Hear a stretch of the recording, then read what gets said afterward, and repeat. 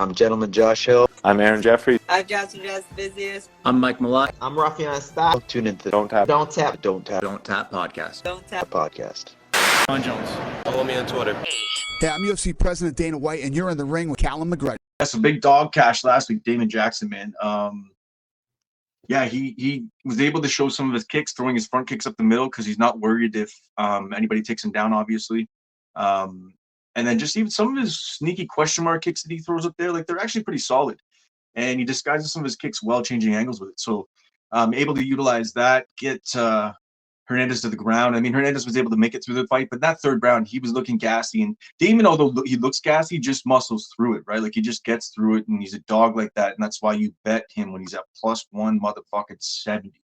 Like, yeah, I get it in some of the matchups that he's had where you're worried about him getting cracked and getting knocked down and whatever else. But he had this fire in him, man. Like even when I was talking to him off recording, he was talking about it, and he's like, yeah, like back when he was talking shit about Cerrone, like he mentioned that on camera, but he went on in a little more detail. And it's like, yeah, Damon Jackson pissed off with hair. Damon Jackson is the new what's our boy with Blonde Brunson? He's the Blonde Brunson, but it's Suave Jackson coming in with the hair and the wind. So when you got a guy like that, you hammer that spot, man.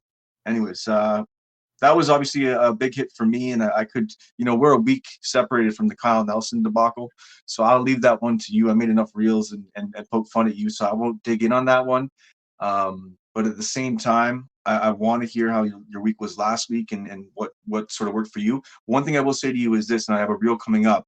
Live betting is the motherfucking way, and I know that a lot of people have shown me it and talked about it, but I've really been digging into it, and you'll see the reel. It was sort of ridiculous. Prelim live betting has been a very, very nice thing. And DraftKings is just leaving those lines wide open and not even hitting them at the right time, like leaving lines like a little bit long and shit. I don't know. I don't even want to say it out loud. I'm probably even if you got that Chepe shot, man, I was seeing Twitter going crazy about that Chepe shot, bro. 13-1 odds in round 3 and a split decision fight. I mean, I thought it was Morgan Chayer. I ended up having him at -102, so it didn't work out. I mean, I sort of stayed off that one just because of what Chepe's done, and he is. I bet it live.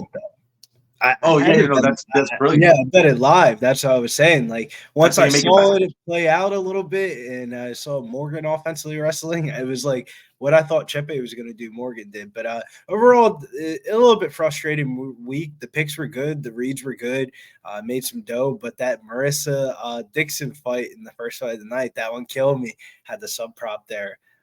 Other than that, I wish we had you on the podcast last week, because I don't know if I would have probably tried to pull you off that one.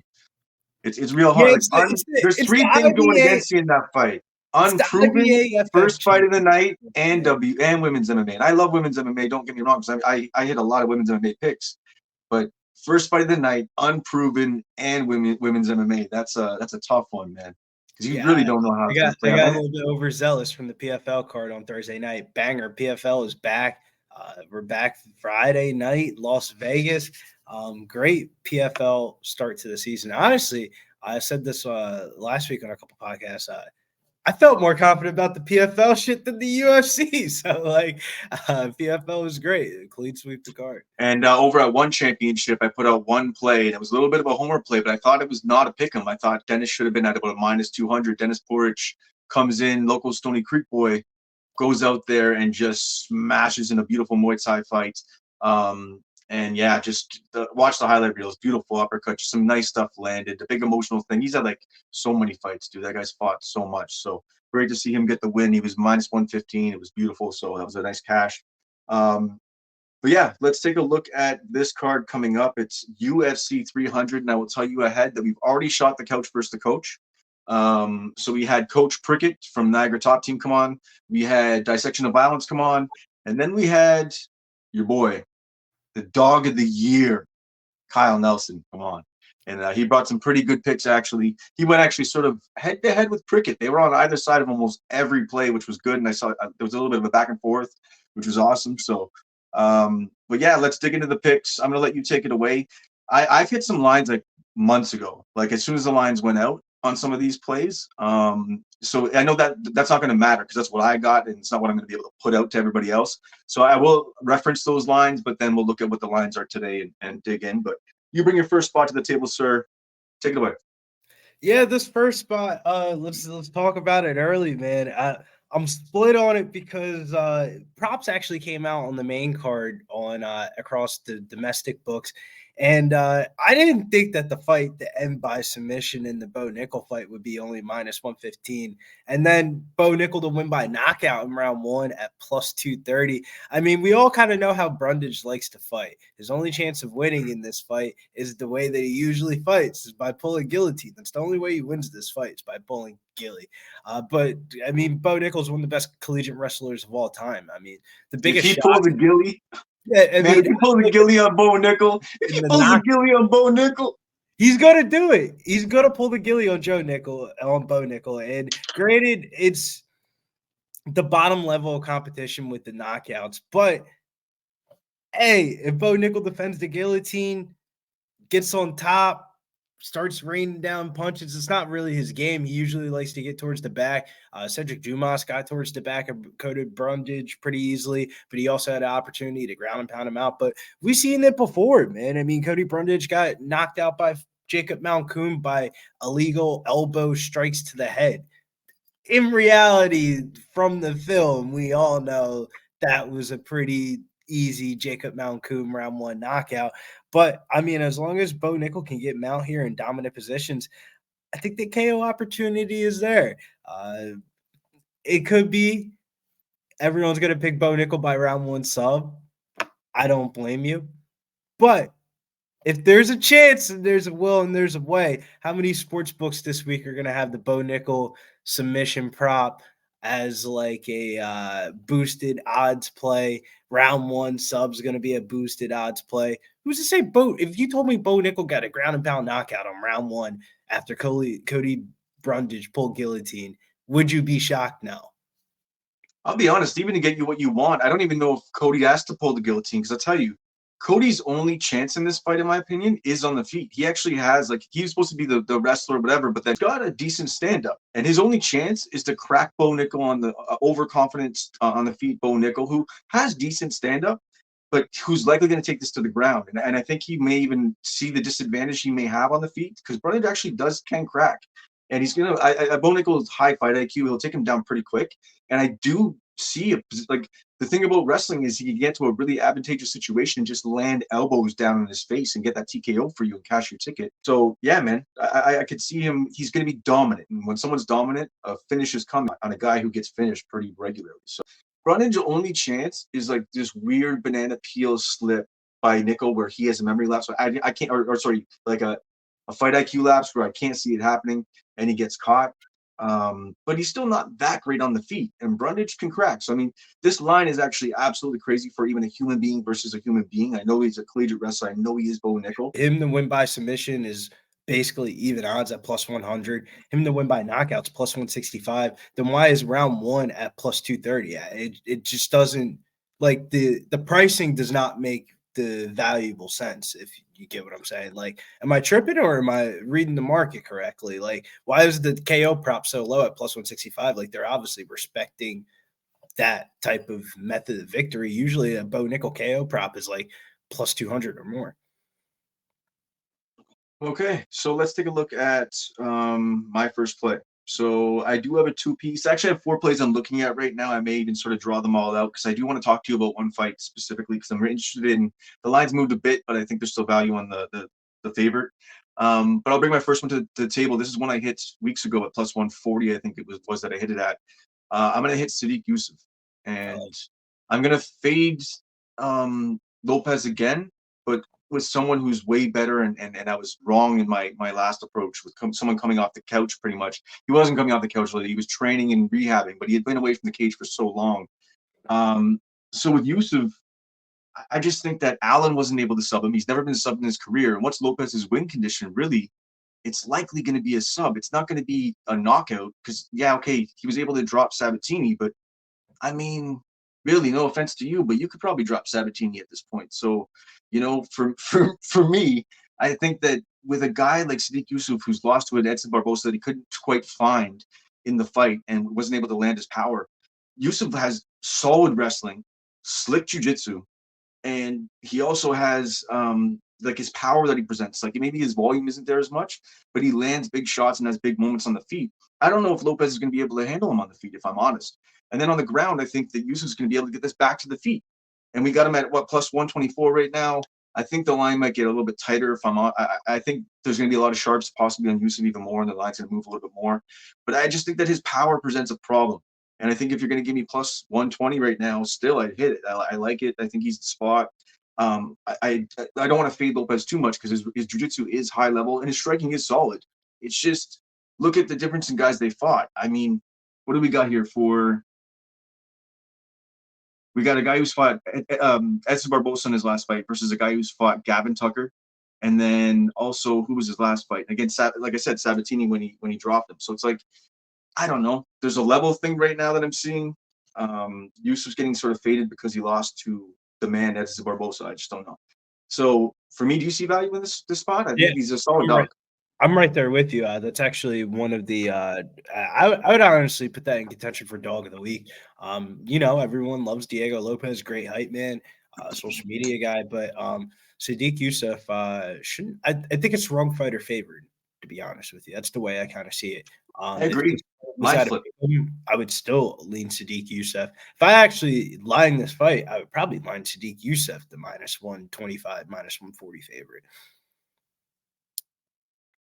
See, the thing is, it's like Lopez is slick with his jiu-jitsu, but a guy with Yusuf with power and strong wrestling, I mean, that's not a good combination when you're a jiu-jitsu guy. I don't care how good you are, and even if he gets a choke out on him, like Yusuf's not a guy who's just going to tap to a choke. He's going to be able to get out of it and work through it at least and not really even get caught in that situation in the first place. So I don't know. I just think the matchup makes sense to me. It's a matchups make fights thing. It's a line value thing. It's I like dogs and I fucking hit dogs. I'm starting to get cocky with it, but it's crazy. I am not this big time capper, but I sniff out dogs. I find dogs and value on plus money lines, and I think that now that you're backing it too, that makes me feel even more confident in it. So it's just crazy to me though that I gotta say this before we get off this fight, that Diego Lopez, granted it was Joe Anderson Brito, but is the same guy that he basically quit in that Contender Series fight, and they gave him a couple of fights, out of appreciation. They knew that he was Alexa Grasso's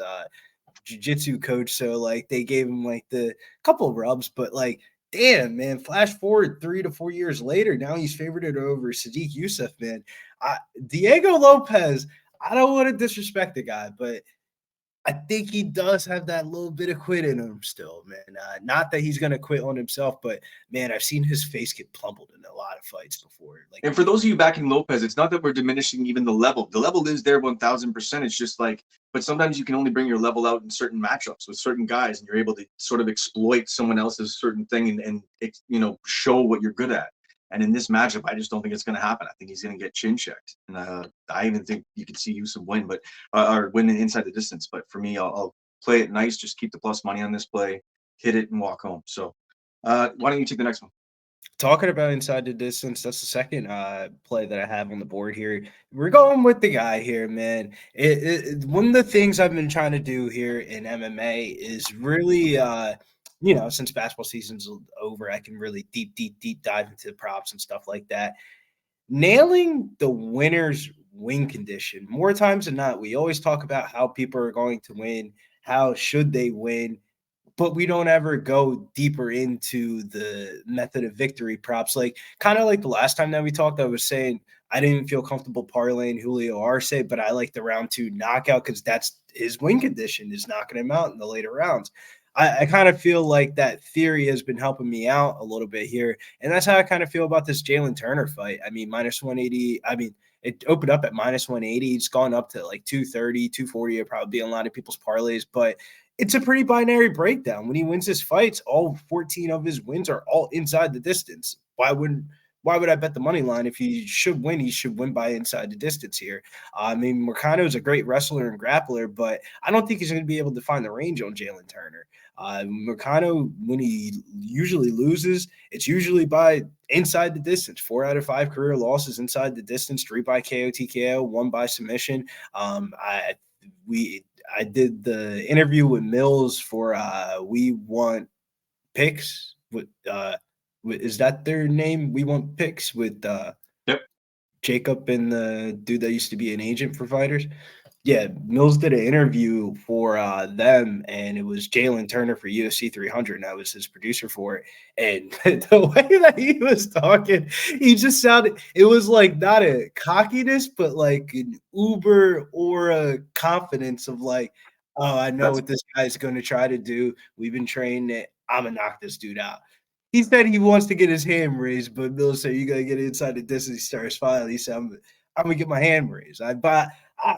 Interviews are interviews, but I like Jalen Turner to win by a knockout before even knowing that he was going to do the interview. So Jalen Turner inside the distance. I want to bet the knockout prop. I'm not going to get cute. It could definitely be a submission. You never know in a Moicano fight. But Jalen Turner, I mean, I would imagine inside the distance got to be what, minus 145, minus 150. He's around 230 favorite. And I'm going to parlay that into my second spot, which is a two-piece parlay with Jalen Turner and Wiley Zhang. I love it. So, and that just worked out beautifully there because I don't need to say much about Turner. I think you nailed every point that needs to be said about that matchup. I think that Moicano presents a lot of problems for a lot of guys, just not for him, because where he needs to be to do what he does well, I'm talking about Moicano, Turner's going to dice him up.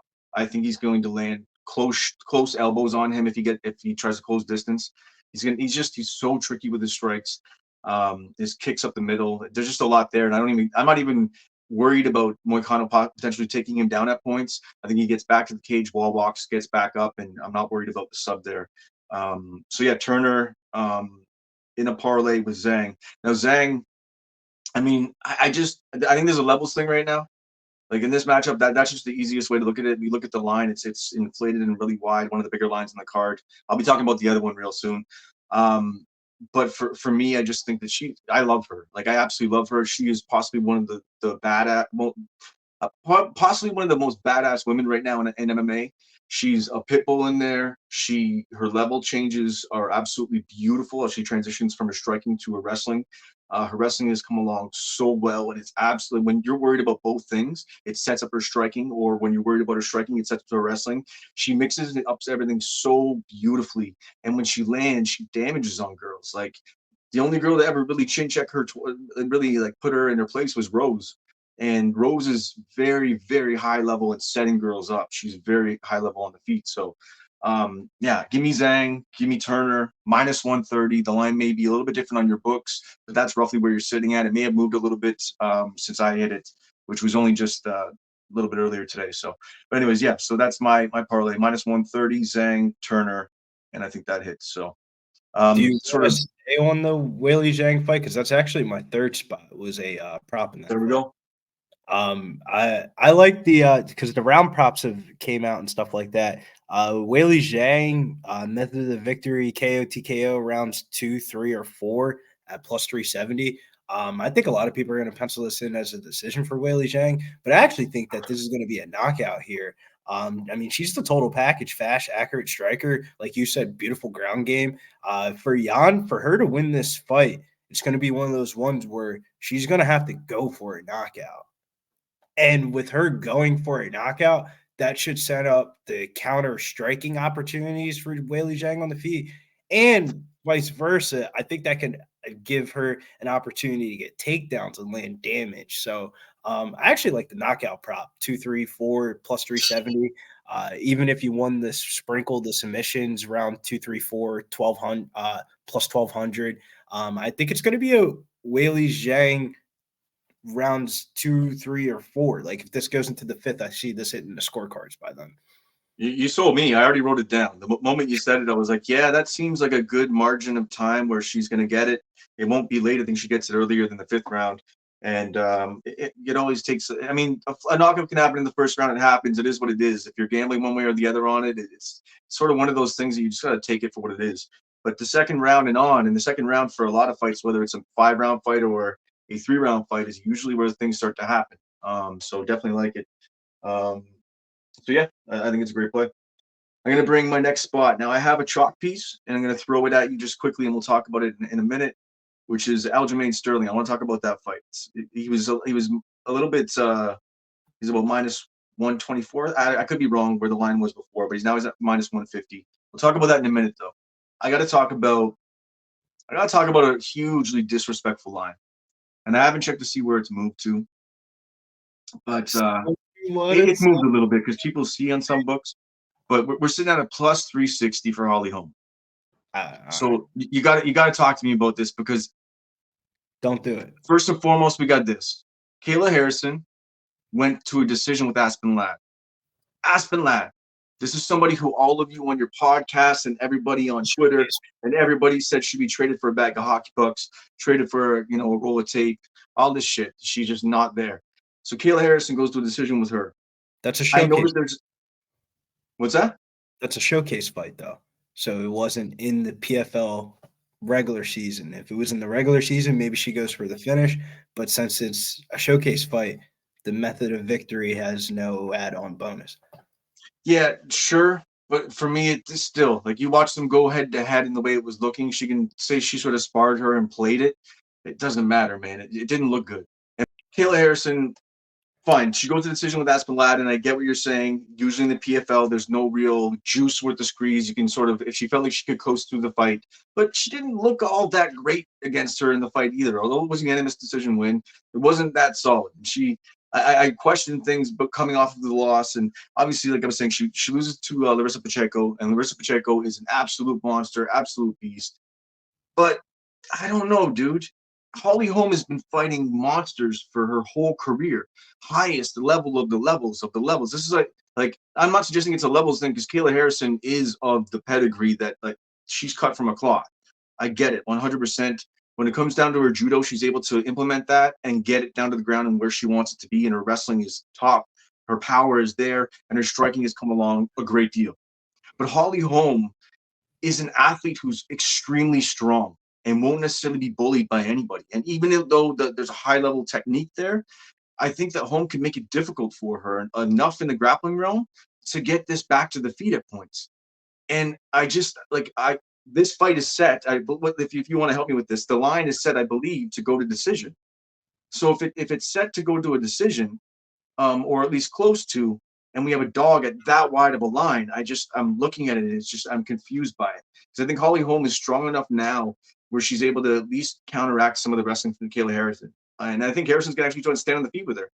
The only thing about Holly Holm is she gets into a sort of kickboxing match where she'll fade back and sort of pitter-patter shots. And Harrison could have big moments on the feet, maybe. But I mean, still, I'm like, I find ways that there's value for Holly Holm here. I just think it's a levels check thing as far as MMA is concerned, because I don't think that Kayla Harrison's fought close to, well, she hasn't, fought close to the pedigree that Holly Holm has. So for me, it just, like, I think the play I'm going to look at is probably the spread play on this because it's set to go to decision. And Holly Holmes could end up tweaking it around and winning by landing a big shot and or voluming on the feet. But I also think she could possibly win this fucking fight. So I don't know, man. Like depending on where this line goes, I don't know, man. I get this. One of those ones, man. Like UFC. But how many times have we said? But how many times have we had women's MMA fights? Like it's not happened. The women's MMA thing. It's not the women's MMA theory, though. It's more of like a lot of the times. I saw this on the PFL card, for example. When you start comparing competitions in different promotions is where I feel like you can lead yourself into a wrong direction here. I think this one's pretty simple. There's levels to this shit, man. Holly Holmes was a boxer. She was a boxer her whole entire life. And as she's gotten older in her career, she doesn't even fight the same exact way that she used to. She pushes up girls against the cage, uses her strength. It's kind of like the Mara Buena Silva rematch all over again. Why were we on MSP so heavy there in that spot? Because we knew how Holly Holm was going to fight. She was going to push her up against a cage, and that's going to give an opportunity for her to either reverse the position or get a standing guillotine choke. I didn't think it was going to be a standing guillotine choke, but a submission. When there's levels to this shit, there is levels to this shit. I love Holly Holm. She's one of my favorite fighters. She's probably way better striker than Kayla Harrison still at this age right now. But Kayla Harrison has the ground game to kind of just nullify anything. If Holly Holmes pushes this shit up against the cage, she's going to get flipped around and taken to the ground. I'm not the biggest Kayla Harrison backer. I don't think she's as great as her Olympic career was when she was wrestling, but there's just levels to. But do you see? Let me ask you: do you see Holly pushing her up against the cage? Because I don't. In this fight, I think if that is what she does, knowing that you're going up against a judo practitioner, that's just like the giving her exactly what she wants. You want to get her to the cage. I don't see her doing it though. I don't see her playing that game. Did it against MBS, and that was like, bro, have you ever seen if you watch an MBS film tape, it's her doing a bunch of shit off the cage. Like, I don't know, man. I love Holly Holmes, but there's a couple of things that I like for Kayla Harrison. I think she has a way better submission game. I would look at Kayla Harrison rounds 2 or 3 submission. The UFC didn't pay her a bunch of money to come over here to win a decision fight on a UFC 300 card. And secondly, the 10-year age gap difference, that's too far of – when is Kayla Harrison ever going to get a matchup in the UFC again where she's the 10-year younger fighter? I think she takes Holly Holmes to the ground in the deeper portions of this fight and probably submits her, man. I would say everyone kind of has this one penciled to go to the decision, but man, I just don't see it for Holly Holm in this spot. So it's set, the over 2.5 set to -135. So it is a little bit tighter, but here's what I'll say. If it goes to decision, even in the world of bad judging, even if these two weren't even closer competitors, even in the world of bad judging, a line at +360 is worth the sprinkle, even in the world of bad judging with how the shit's been week in and week out. So that alone is one thing. That's more a gambler approach, don't get me wrong.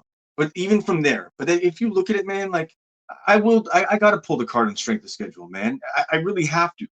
Like, sure, Pennington's whatever too. Anybody wants to mock her as a champion right now, but she's a champion. Holly Holm has 2 wins over her. She has fights that I'll even reference her losses more than anything. She's been in there with Shevchenko. She's been in there with Durandamy. She's been in there with Tate. Nunes, she's been in there with Rousey. Megan Anderson. She's been in there with obviously Irene Aldana, and then Yana Santo, whatever. But like, I don't know, man. The common theme though of these are those are no former IBAFF champions or Olympic judo gold medalists. I'm not saying Kayla Harrison's a parlay piece. I'm saying Kayla Harrison should probably get a submission in rounds 2 or 3. All right. So what I'll do is, depending where the line goes, if the more love keeps coming in on Harrison and the people are parlaying her up like crazy and we start hitting that +400 mark, I'm hammering that spot extremely hard. But on top of that, I think the spread play will probably be enough for me that even if she were to get finished inside the distance, I'm okay with sort of throwing money away at a little bit of plus money. Because I'll be honest with you, I think if it goes to decision, even if Holly Holm were to lose a decision, I think she could sneak a round away. I think she could land and we could have a round where like, oh, Kayla Harrison, is she going to be able to come back from this one? She's a strong wrestler, and she pulls out her wrestling and she takes it down and gets it done. But I mean, I don't know, man. I think this goes to decision. I think there's value on the dog, and maybe I'm overreaching after hitting 2 big dog spots 2 weeks in a row and hitting some other big shit. But yeah, man, I think I'm going to hit Holly Holm on this one. I think the spread play is going to be my play. As long as we can get it over like plus, you think it'd be like over plus 140, 150? No, maybe. I think it will be. It depends on how popular the submission prop will be on Kayla Harrison. I think that what it comes back down to. I thought you were going to say Charles Oliveira, though, is the big dog. I mean, I thought you were leading me down that route. No. I'm not touching Oliveira because I honestly think that Sarukian could put him away. I think he could end the Oliveira legend. Oliveira's had been rocked so many times in his fights, and I just think that Sarukian presents the power. He presents strong enough wrestling to stay away from some of the shit on the ground and get back to his feet because he'll want to keep it on his feet. He's got the fight IQ too. He's got the youth.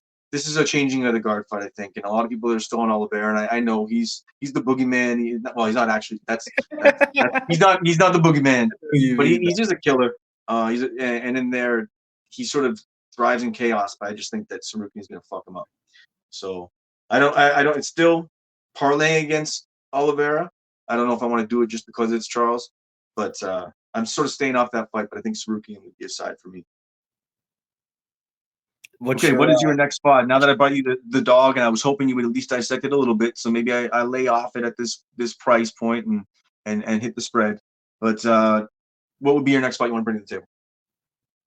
Fuck it, I'll add a fourth. I have them written down. Right is it a fourth? Yeah, okay. Bring a fourth, and then big show, and then I'll talk about Sterling because that's my other spot. Yeah, this isn't really a side. This is more of a it's actually a good fourth spot, a little open conversation. BMF title, man. How do you see it playing out? I kind of was eyeing up to over 3.5 at -138. That's kind of why I like the Weili Zhang KO prop, because I think everyone thinks the BMF fight's going to end inside the distance. The last 3 fight of the nights are all. I actually think the girl fight goes inside the distance, and the 2 dude fights that are 5-round fights both go over 3.5 in the BMF, and then over 1.5 in Alex Pereira, Jamal Hill. Yeah, you know what? I would even make that like the don't tap between you and I, and like reference that as like the play of the podcast, because I actually love that play.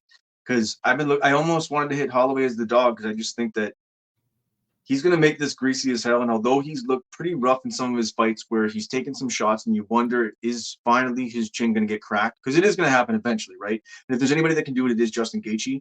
But if you really feel like you want to hit Holloway, the best thing to do with Holloway is just bet the over then, right? Or bet an over, because he's going to probably drag this late. And Gaethje can get to him late. Gaethje has strong pedigree of championship fights and solid cardio. So yeah, I mean, or not championship fights, but 5-round fights. So yeah, I just think that it's a good spot. What do you say, -135? -138, depending on if odd shopping. I just looked at the FanDuel props that came out. I mean, call me crazy, man. I definitely feel like from a UFC, let's get into the narrative theory. From a UFC narrative theory perspective, the reason why I feel like Bo Nickal, the first fight of the night on the pay-per-view, is because it will balance itself out by the end of the night. It's like, yeah, nobody wants to watch a -3,000 favorite, but the last 3 fight of the nights are all 5-round fights. So it kind of like equal offset balances where one of those 3 fights are probably going to go to the judges' scorecards, and everyone thinks it's going to be Weili Zhang, but I just feel like those girls are going to get after it a little bit more than what people think. So it kind of leads back to the other 2.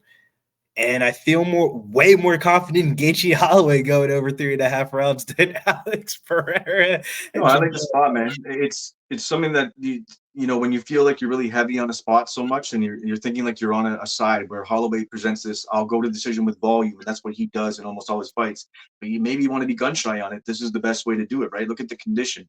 What would happen in the case of Holloway winning? He would probably drag it over. What's the value on the over? It's a perfect way to attack it. Brilliant spot. I'm going to be probably even putting that on my card, but I will call it a tail and I'll put your face on it. All right. At that point. All right. So, I want to talk about this Aljo fight. So, for me, he's a guy who I just faded so many times. And I think that in this matchup, I think he's going to be able to have enough stand-up with Calvin Kattar to get to the grappling. And although I love Kattar on the feet, the volume, whatever else, but he's a little bit sloppy in his approach at times. And although his volume is there and he still has nice technique, but he's a little bit more chaotic in his volume. I just think it's going to present something for Sterling to get inside. And everybody might want to fade him, and you might even see he gets faded. Actually, no, the money came in on him a little bit. But you may get some reverse stuff on him because people might think he gets knocked out. But that was O'Malley. O'Malley set up a beautiful shot. And O'Malley has some solid ass power. Not to say that Calvin doesn't, but I mean he didn't put out Holloway in that fight. He hasn't put out a couple guys. And I know Holloway actually that's a bad example because Holloway doesn't go to sleep at all. But I'll cut that shit. But I just think Aljamain gets the back, and I think either wins a decision on the back, controlling the whole time, and or gets a submission late. Because I just think that there's going to be a level to this once it gets there. And usually I go with the striking first because you got to get through the striking to get to the submissions. But I just think that he's going to be able to close that gap and get it done. But I did like the line a little bit. Like the line's moved a bit. Now we're at -150 territory. It's getting away on me. I'm hoping it comes back the other way. What's your thoughts on this fight? What's your thoughts on the line? And take it away. This is one that I kind of don't want to get sucked into the no Diddy plus or the minus side, because if you said it's not the basis of the way you should cap a fight. I think that there's plus money on this side, so there's value. The value is in winning, and do see more paths to victory for Aljamain Sterling here. It's just, now we talk about the price tag. I'm not too fond of the price tag. I'll be interested to see what his decision prop is at, because more times than not, I don't think he's going to finish Calvin Kattar. If he does, it's probably like by some random ass submission. But it could be one of those ones where it's like he's 2 for 9 on takedowns or 3 for 10 on takedowns, but it was the timing of those takedowns. It was the one that if the fucking round finished with him on top for a minute or something like that. I think Aljo round 3 decision is probably the way to go. I would imagine that's got to be like plus 100. Because if he gets a finish, I think it's going to be later in this fight. There's got to be a feeling out process. The one I was going to hit on my own was going to be the decision, because that's been something that he's hit at a high clip too. It's just he backpacks guys, right? And I mean, not everybody can get that rear naked choke off. You see guys fighting for the rear naked choke like crazy on the weekend as well too. But yeah, I mean, for me, I may end up staying off it. It's just one I was looking at, and I'm like, the line sort of got away, and it's like I was going to put it out as a play, but I think that unless the line comes back the other way, I probably stay off. I think you go for it, man. Go for the decision prop, because I kind of just don't see out. First fight, featherweight, first 5 minutes, he's got to feel it out a little bit. He's not going to – you could implement as much as you want. You could train with Julian Rosa in your training sessions, a big-ass featherweight. But this fight against Calvin Kattar, there's got to be a feeling out process for the first 5 minutes, right? Yeah, I usually put out 2 props. Usually one's about a plus 150, plus 100. It's usually someone decision that's likely going to hit it. And then the other one's usually, plus 250 to plus 400. There's going to be like a KO or sub or whatever it is. So maybe that will be the decision prop I put out this week. But yeah, I just wanted to talk it out with you, because it was one I felt like I had a read on, but I wanted to make sure I was looking at it properly. So, man, we almost talked about the full card without even directly meaning to. Obviously, there's some other great fights on the card. Some spots that people are going to parlay, and I don't know if they should, because the lines are a little bit ridiculous. The one line I do sort of like it, and you can get it at Unibet right now. Minus 117 is Rakic against Yuri Prohaska. I don't know if that line's moved since what this website's documenting it as, but Rakic, I just think he has cleaner striking, although he's been cracked. He's a badass dude. He's a well-rounded MMA fighter versus, I think, Prohaska. Although he's able to do some stuff on the ground, he's just the wild, crazy striking and presents the chaos that comes with it. But I think that Rakic could present a huge problem for him, and I still like that line at minus 117 if you can get it. But anything for him over minus 130, and it's not really a play. Prohaska, I'm not baiting him so hard. It's just I think this matchup, I think Rakic can do something with it. But another one I just wanted to sort of reference. I actually like Yuri Prohaska here. The two knocks, I'll be quick. The 2 knocks I don't like about Rakic is brings his hands down a lot. And when you're fighting a guy like Yuri Prohaska, you don't want to bring your hands down. And the second thing I'll say is the 2-year layoff. I feel like nobody's talking about the 2-year layoff in this one. Yeah, Rakic is really good, but I mean, 2-year layoff against Yuri Prohaska, that is not fair. Not a good spot to be in. That is not a fucking tune-up fight. That's like you're getting thrown right back into the fire. Not only are you getting thrown back into the fire, you're gonna see some shit you never seen before. There's nobody in a training session that can implement how Yuri Prohaska fights. I think Yuri Prohaska gets back into the win column. They're not putting him as a prelim main event to be the fall guy. Yeah, for me, it's not one that I'm making as a spot and I necessarily dug into. But looking at the matchups, I still think that Rakic could create a problem. But that's a very, very solid point. Him being off for 2 years, coming off injuries when you're already he's a little bit older. Well, how old is he right now? But he's not a young kid. So it isn't always the best recipe, especially coming off. Maybe it will be a stay off. But I mean, I might still, if I can get that Unibet, I may look at that minus 117. No sponsorship from Unibet. No sponsorship.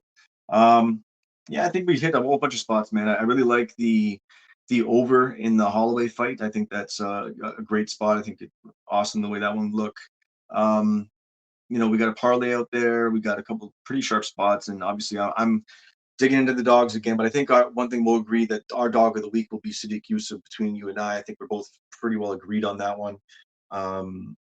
So I like that, and I think the parlay is agreeable as well too. So I think we're both on the same side as that as well. The Wiley Zhang and Jalen Turner. And then obviously we're not, you got to try to talk me off the ledge with the Holly Holm fight, but I mean I don't know. I We'll think see. we should run a decision prop, like for like a I don't want to say gimmick, but there's another word I could think of. But we should roll out a decision prop parlay for IG and throw. I mean, I know we didn't talk about this fight, but Bobby Green by decision, uh, Aljo by decision, and throw in another fight that we think by decision. We could throw Max Holloway by decision and make it look crazy odds. Because Man, actually, I don't know, man. or Bobby Green should, but I don't know if Bobby Green will.